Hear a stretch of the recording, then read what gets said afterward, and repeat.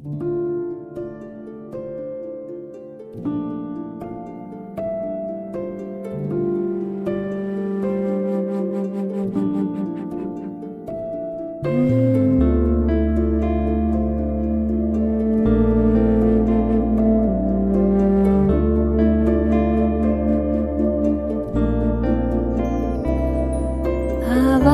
से परे मधुर साज से भरे अंदाज में बुलाए बाबा पुकार के बच्चिया।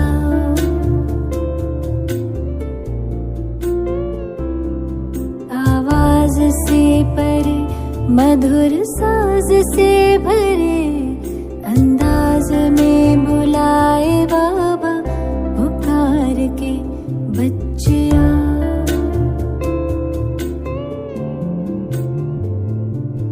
सितारों से दूर सितारों का जहां रहता परम सितारा बेहद सुकून वहां।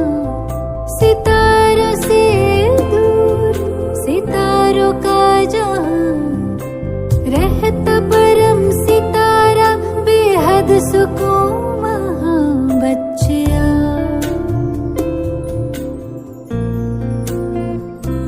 बच्चिया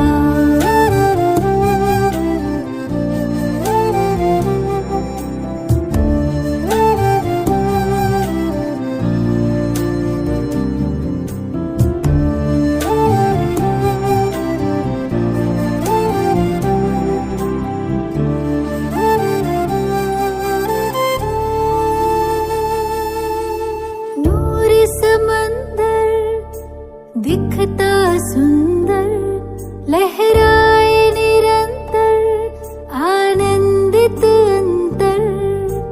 मौजों की मौज लेने का है समय वो प्रेम डोर से खींचे वहाँ।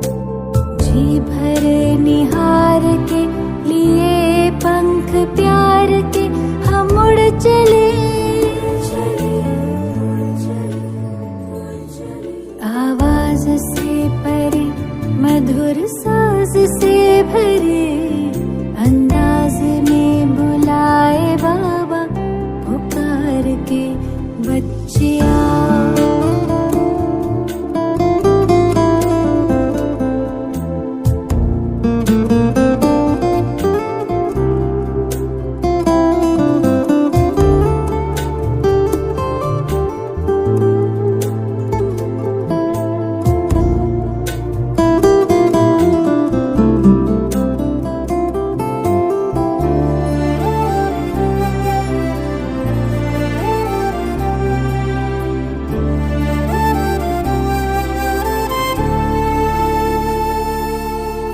राहें देखे बाबा बाहें खोले दिल से सुन ले मृदुल स्वर में वो बोले। राहें देखे बाबा बाहें खोले दिल से सुन ले मृदुल स्वर में वो बोले। कुर्बान करके आओ पुराना जान सुन प्यार से पुकारे वो शिव क्षमा। जी भर निहार के लिए पंख प्यार के हम उड़ चले। आवाज से परे मधुर साज से भरे अंदाज में बुलाए बाबा पुकार के बच्चिया।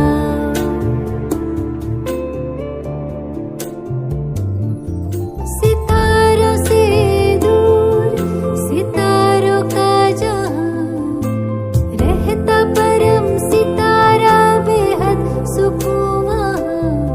सितारों से दूर सितारों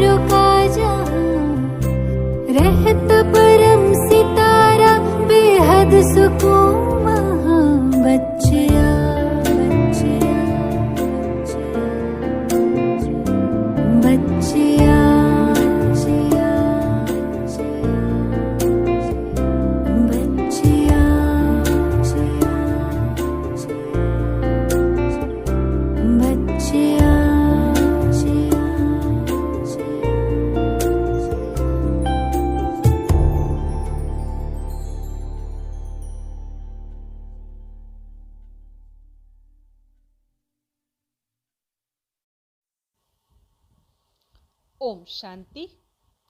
2 सितंबर 2023 बाप दादा के मधुर महावाक्य। मीठे बच्चे, अभी तुम्हारी ज्योति जगी है।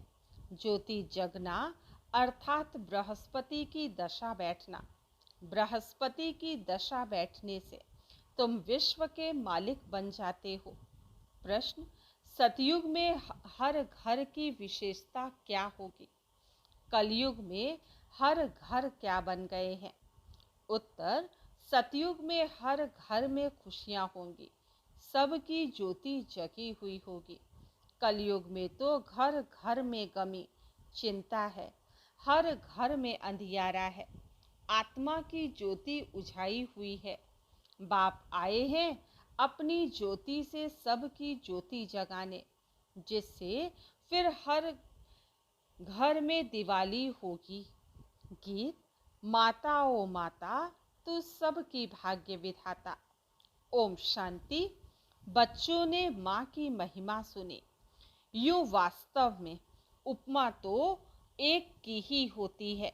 माँ को भी जगत अम्बा बनाने वाला, जन्म देने वाला फिर भी कोई और है।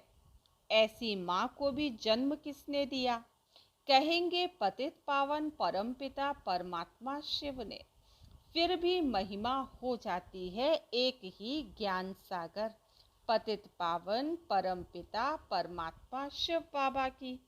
वह बैठ बच्चों को अपना और अपनी रचना के आदि मध्य अंत का और पतितों को पावन बनाने का राज समझाते हैं। यह तो बच्चे समझ गए हैं। इस समय पतित राज्य है, जिसको रावण राज्य कहा जाता है। अभी दशहरा आता है ना, यह तो समझाया गया है। ये सब अंधश्रद्धा के उत्सव हैं। ऐसे तो कोई है नहीं कि एक रावण था, लंका थी, लंका शीलोन को कहा जाता है। दिखाते हैं वहां सागर पर बंदरों ने पुल बनाई। वास्तव में यह सब हैं दंत कथाएं। ऐसे तो है नहीं कि 10 शीश वाला कोई रावण था, लंका में राज्य करता था। फिर तो उनकी एफिजी लंका में ही जलानी चाहिए। रावण को जलाने का भारत में ही रिवाज है और कोई जगह नहीं जलाते। अखबार में भी यहाँ के लिए ही पड़ता है। सबसे जास्ती उत्सव मैसूर का महाराजा मनाते हैं।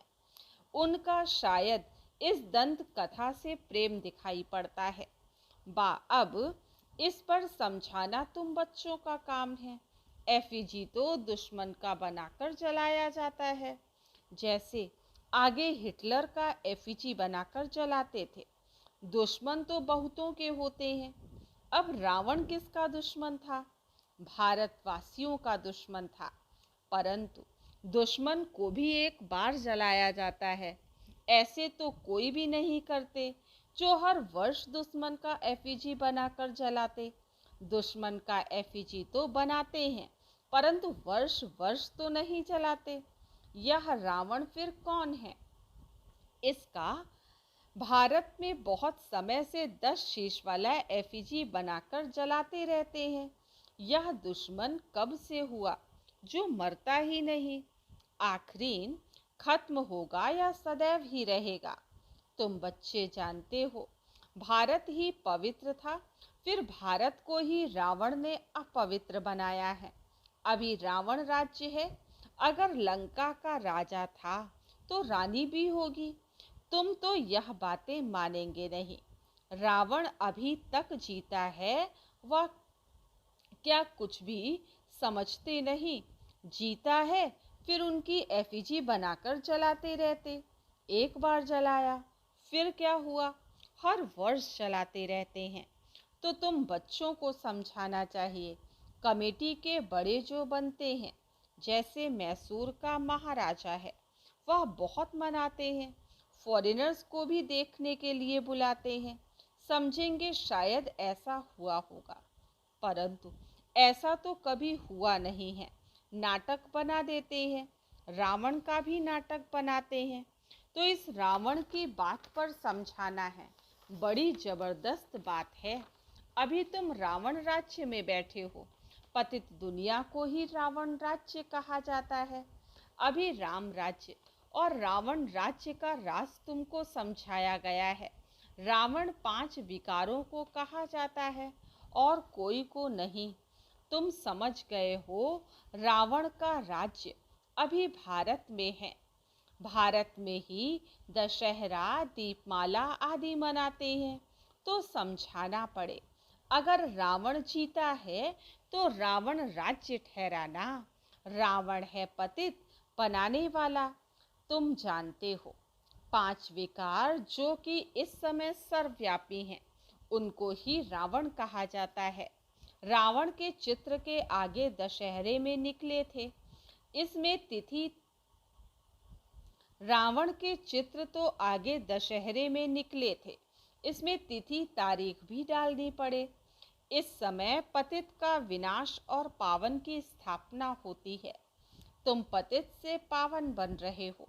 पावन बन जाएंगे, फिर रावण संप्रदाय को आग लगेगी। रावण खत्म हो जाएगा। फिर सतयुग में कोई एफिजी नहीं बनानी पड़ेगी, सब पावन बन जाएंगे। आत्मा में सतो प्रधानता की जब ताकत थी तो जागती ज्योत थी। पतित बनने से वह ज्योत उझा गई है। आत्मा ही पतित बनी है, उड़ने की ताकत नहीं है। 5 विकारों से आत्मा आयरन एज्ड बन गई है। ये जरूर समझाना है। आत्मा को जागृत करने वाला एक बाप है, यह तो सब कहते हैं। ज्योति स्वरूप परमपिता परमात्मा आएगा। अब ज्योति स्वरूप तो तुम आत्मा भी हो। परमपिता परमात्मा भी ज्योति स्वरूप है। तुम्हारी आत्मा की ज्योति बुझ गई है, बाकी जाकर जरासी रही है। मनुष्य मरते हैं तो रात दिन उनका दीवा जलाते हैं। दीवे की बहुत संभाल करते हैं। घृत खत्म हो जाता है, फिर और डालते हैं। आत्माओं का भी ऐसे है। बाप आकर सबकी ज्ञान से ज्योति जगाते हैं। ज्योति जगी हुई कितना समय चलती है, वह तो रात को जलाते फिर घृत डालते जाते हैं। तुम्हारी अब ज्योति जग रही है। जगते जगते फिर जग ही जाएगी। ज्योति बुझने में 5000 वर्ष लगता है, फिर बाप आकर घृत डालते हैं। तुम्हारी अब ज्योति जगी है, फिर धीरे धीरे कला कम होती जाएगी, ज्योति उझाई जाएगी। तुम जानते हो अभी हमारी ज्योति जगती है, फिर सतयुग में घर घर में सोच रहा होगा। भारत की ही बात है, अभी तो घर घर में अंधियारा है, खुशी है नहीं। तुम जानते हो सतयुग त्रेता में हम बहुत खुश थे और खुशी मनाते थे। सभी की ज्योति जगी हुई रहती है, फिर थोड़ी थोड़ी कमती होती जाती है। इस समय तो बिल्कुल उझाई हुई है, खाद पड़ी हुई है। बाप आकर फिर ज्ञान का घृत डालते हैं, जिससे तुम फिर जागती ज्योत बन जाते हो। तुम्हारे ज्ञान चक्षु खुल जाते हैं। तुम जानते हो अभी हमारी सारी काया खलास हो गई है। राहु का ग्रहण लग गया है। तुमको काला होने में कितना समय लगता है? शुरू से लेकर थोड़ा थोड़ा होते फिर माया का प्रवेश होने से काले बन जाते हो। अभी तुम्हारे ऊपर राहु की दशा है, सबसे कड़ी है राहु की दशा। अभी फिर बृहस्पति की दशा बैठती है, क्योंकि अभी विश्व का मालिक बनने के लिए तुम वृक्षपति गुरु द्वारा पुरुषार्थ कर रहे हो। वह है अविनाशी गुरु। किसका? अविनाशी आत्माओं का। वह मनुष्य लोग आत्माओं का गुरु नहीं बनते हैं, वह मनुष्य का गुरु बनते हैं। अभी बाप तुम्हारी आत्माओं का गुरु आकर बने हैं। वृक्षपति परमपिता परमात्मा है। तुम समझते हो अब हमारे ऊपर बृहस्पति की दशा है। स्वर्ग के मालिक तो बनेंगे, अविनाशी सुख रहता है, परंतु उसके लिए पुरुषार्थ अब करना है कि हम सुख धाम के महाराजा महारानी बने। पुरुषार्थ तो हर एक का अपना चलता है। यह है रुद्र शिव की पाठशाला, वह है ज्ञान सागर। तुम उनकी पाठशाला में पढ़ रहे हो। भगवानोवाच, मैं तुमको राजयोग सिखलाता हूँ। अविनाशी आत्माओं का अविनाशी बाप मैं हूँ। एक है जिस्मानी बाप, एक है रूहानी बाप। दोनों कंट्रास्ट भी बताना है। रूहानी बाप कब मिलते हैं? जिसको भक्ति मार्ग में सभी रूहें याद करती हैं। जिस्मानी बाप तो है विनाशी, आत्माएं तो विनाशी नहीं होती। तुम जानते हो, हमारा जो लौकिक बाप है वह तो जन्म बाई जन्म हम बदलते आए। अब बाप बिगड़ तो बच्चे का जन्म हो नहीं सकता। तुम बच्चों को अब विशाल बुद्धि मिली है। तुम समझ सकते हो कि कम से कम तुम समझ सकते हो कि कब से हम दो बाप वाले बनते हैं। सतयुग में तो एक ही लौकिक बाप होता है, उनको ही याद करते हैं। आत्माओं को उस रूहानी बाप को याद करने की दरकार नहीं रहती। आत्माओं को सतयुग में तो एक ही लौकिक बाप होता है। वहाँ शरीर भी गोरा मिलता है। प्रारब्ध भोगते हैं ना, इसलिए वहाँ बाप को याद नहीं करते। तो तुमको यह समझाना है, भक्ति मार्ग में एक है विनाशी लौकिक बाप, वह तो हर जन्म में दूसरा मिलता है। तुम आत्मा तो अविनाशी हो, अविनाशी बाप को याद करती हो। कहते भी हैं परम पिता, परम धाम में रहने वाले पिता। लौकिक पिता को कभी परम पिता नहीं कहेंगे। यह दो बाप का राज समझाना बहुत जरूरी है। रावण का राज भी समझाना है। रावण राज्य अर्थात पतित राज्य अभी है, इसलिए पतित पावन बाप को बुला रहे हैं। वह अविनाशी बाप है। दो बाप जरूर सिद्ध करने हैं। आत्माओं का भी बाप है, इसलिए पारलौकिक परमपिता परमात्मा को याद करते हैं। हर जन्म में लौकिक बाप और मिलता है, फिर भी उस रूहानी बाप को जरूर याद करते हैं। वह कभी बदलता नहीं। बाप भी कहते हैं बरोबर, फिर भी उस रूहानी बाप को जरूर याद करते। बाप भी कहते हैं बरोबर, तुम मुझे याद करते थे। हे परम पिता परमात्मा, कब तक तुमको याद करना है? फिर बाप कब मिलता है, यह तुम बच्चे अभी जान गए हो। जब भक्ति का अंत होता है, तब भक्तों को फल देने बाप आते हैं। बाप ने समझाया है, सभी भक्तों को मुक्ति जीवन मुक्ति देता हूँ।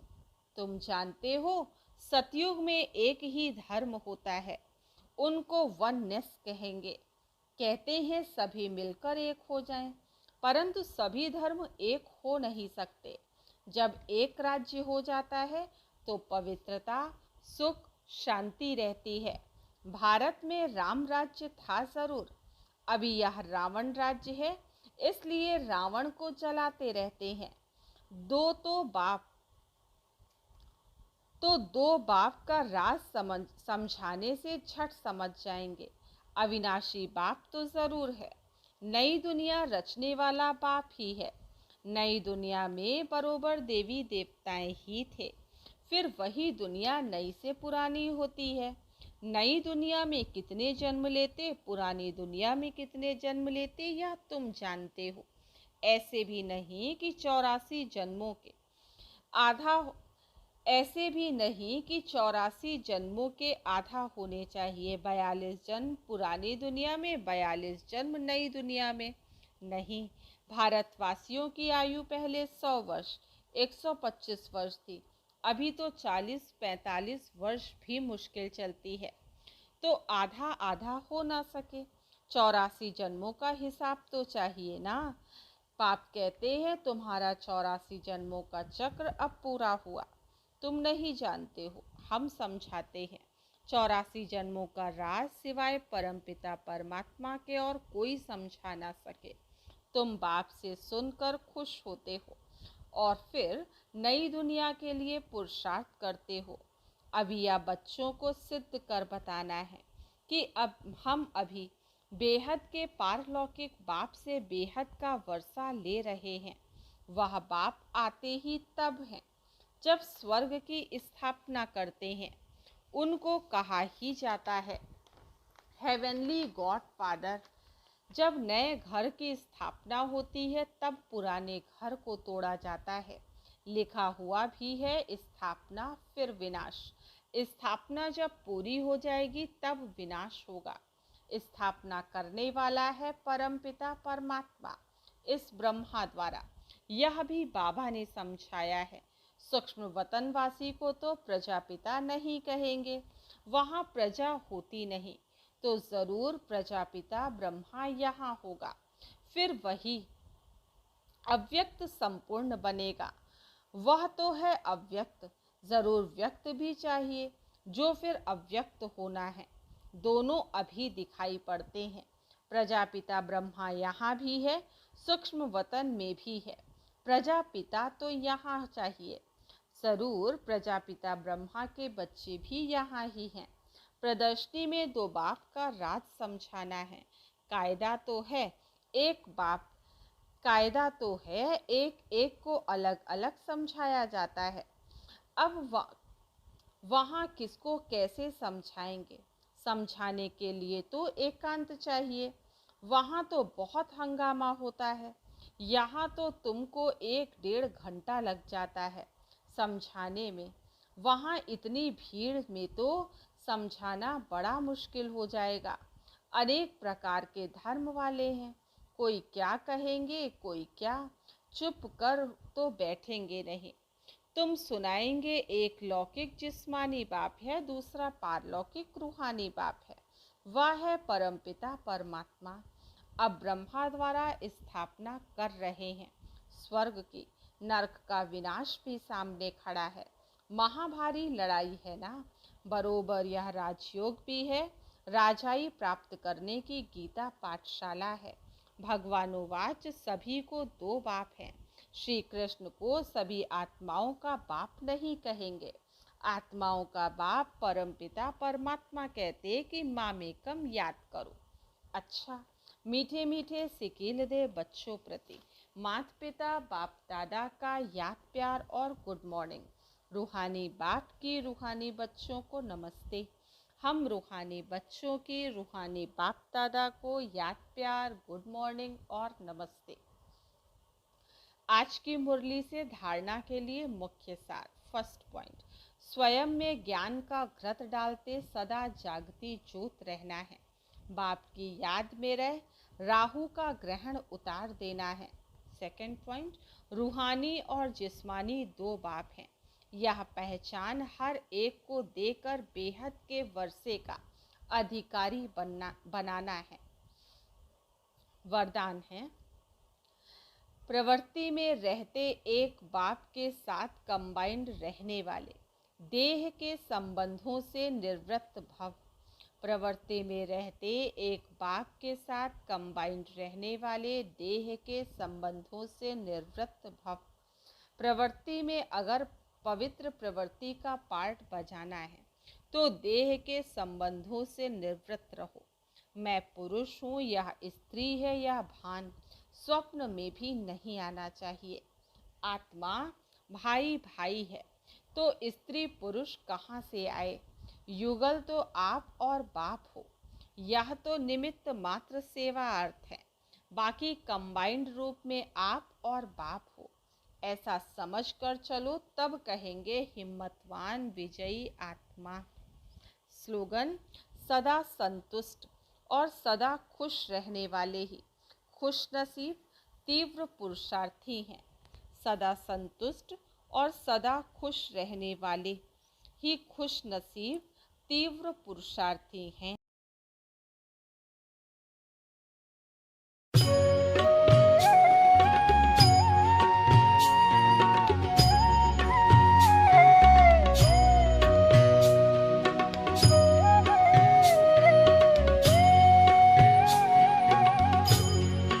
तुम्हारे साथ का अनुभव बड़ा निराला है। तुम्हारे साथ का अनुभव बड़ा निराला है। मिले न स्वर्ग में वो सुख लुटाने वाला है। तुम्हारे साथ का अनुभव बड़ा निराला है।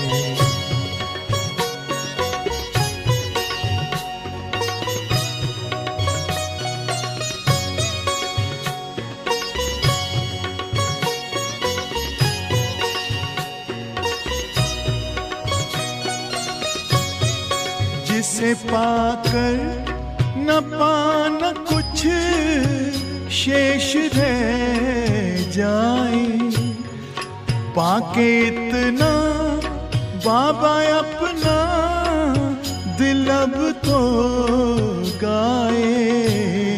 साथ अपने है जग का जो रखवाला है।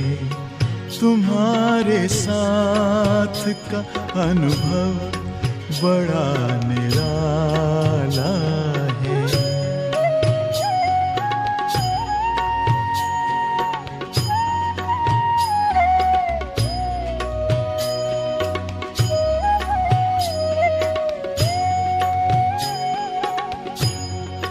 तेरी आँखों से पीते हम हैं अमृत प्याले, बड़ी जतन से छुपा कर नजर में हो पाले।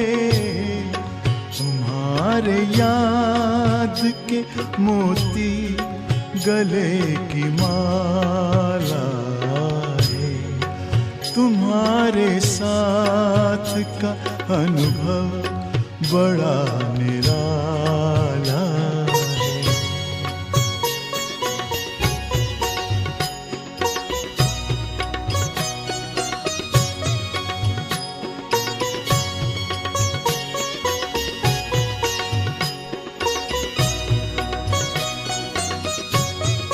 बाबा कहते हो यही बच्चे मेरे ताज तुम्ही, नैन के नूर लाड लो मेरी आवाज तुम्ही।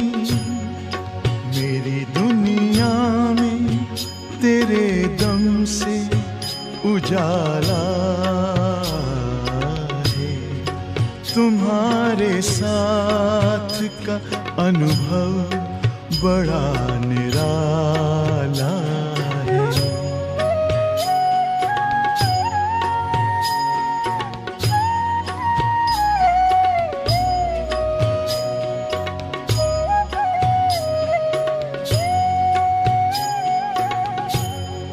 तेरी नजर का असर दिल ने तुम्हें जान लिया। दिल ने दिल में ही अपना तुझे सब मान लिया।